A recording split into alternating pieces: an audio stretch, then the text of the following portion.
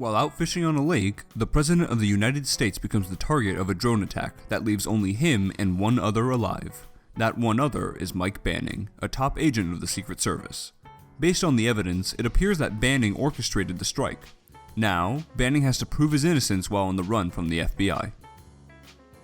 This marks the third installment in the Fallen franchise, being a sequel to 2013's Olympus Has Fallen and 2016's London Has Fallen, two unremarkable films that this movie sadly will keep company.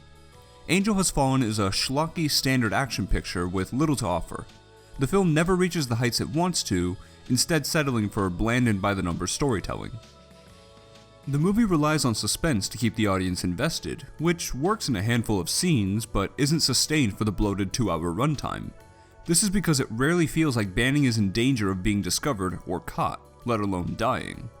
He seems quite safe most of the time, and the limited instances where he appears to be at risk always turn out in his favor because he's the badass protagonist that is always superior to his opposition. The film hesitates to place him in a weaker position to rack up the tension, which ends up backfiring. The cast is stacked, but given nothing to work with. Gerard Butler does Gerard Butler things. He does cool stuff and looks good doing it. Not much else to say there. Morgan Freeman is essentially absent for most of the picture due to the president being in a coma, so don't expect to see much of him. Piper Perabo replaces Rodham Mitchell, who portrayed Banning's wife in the last two flicks, and she fills the role well, though not much is demanded from it. Danny Houston is relegated to a stereotypical part, and Lance Reddick is criminally underused.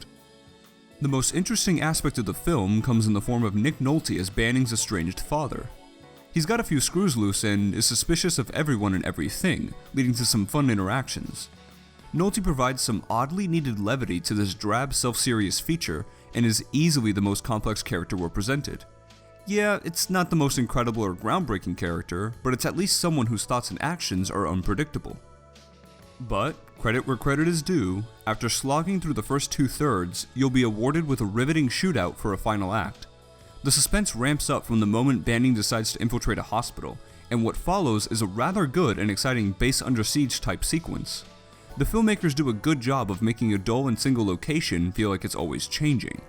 The scene takes some twists and turns that work well, and it serves as a surprising high point to an otherwise middling picture.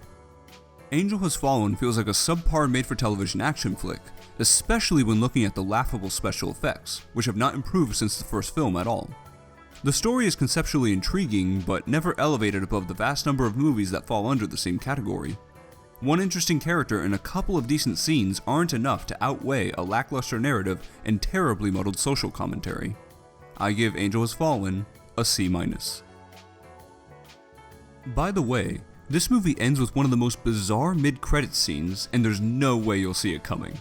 They try to play it for laughs, and it's something. I almost want to recommend the movie just so people can experience this wildly out-of-left-field ending, but I'll leave that up to you.